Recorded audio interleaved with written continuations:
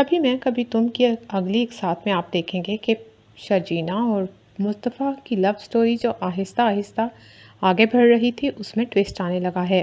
جیسے ہی شرجینہ پوری فیملی کے لیے کھانا پکائے گی تو سبھی اس کی تعریفیں تو کریں گے، لیکن اس کی بھابھی رباب اس کی توہین کرے گی اسے ٹوکن آف اپریسیشن دے کر، اور وہ ہیں پیسے۔ بڑے بڑے نوٹ دے کر وہ سمجھتی ہے کہ شاید وہ اپنی عمارت کی دھاک جما رہی ہے۔ وہ یہ بھی نہیں سوچتی کہ اس سے شرجینہ کی عزت نفس رسوا ہوگی، پامال ہوگی۔ وہ سب کے سامنے شرجینہ کو نیچا دکھانے کے لیے اسے پیسے دیتی ہے اور کہتی ہے کہ یہ اچھا کھانا بنانے کا انعام ہے۔ شرجینہ وہاں سے انسلٹ محسوس کرتے ہوئے اٹھ کے چلی جاتی ہے۔ پہلے وہ مصطفیٰ کو دیکھتی ہے۔ مصطفیٰ خاموش رہتا ہے۔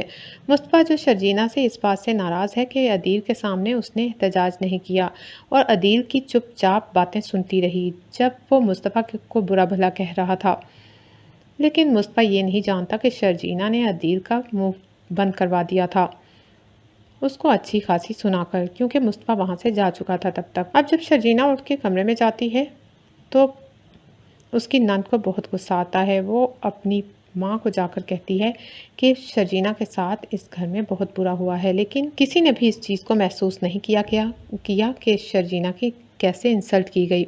دوسری طرف جب مصطفیٰ اپنے کمرے میں جاتا ہے تو شرجینہ رو رہی ہوتی ہے اور شرجینہ کہتی ہے، مصطفیٰ مجھے دکھ اس بات کا ہے کہ تم نے ایک لفظ بھی میرے لیے نہ بولا۔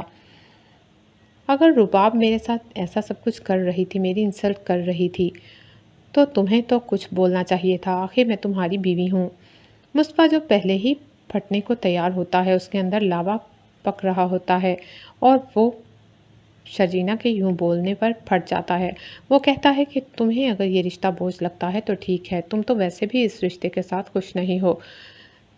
شرجینہ بھی غصے میں ہوتی ہے۔ وہ غصے میں کہہ دیتی ہے کہ ٹھیک ہے، آج کی رات یہاں گزارنے دو، صبح میں چلی جاؤں گی۔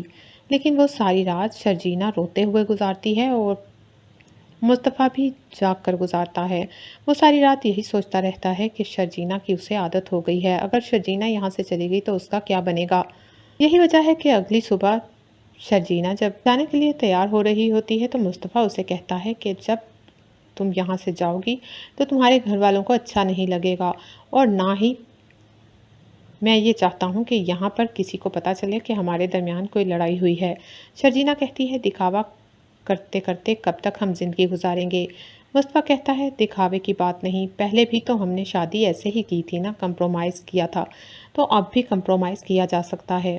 اس لیے تم اپنے راستے پر چلو اور میں اپنے راستے پر چلوں گا، لیکن رہیں گے ہم یوں ہی جیسے سب کو دکھا کر رہتے تھے۔ ظاہری طور پہ ہم میاں بیوی ہی ہیں، لیکن نہ تم میرے راستے میں آنا، نہ میں تمہارے راستے میں آؤں گا۔ شرجینہ خاموش ہو جاتی ہے اور وہ بھی جانے کا ارادہ ترک کر دیتی ہے۔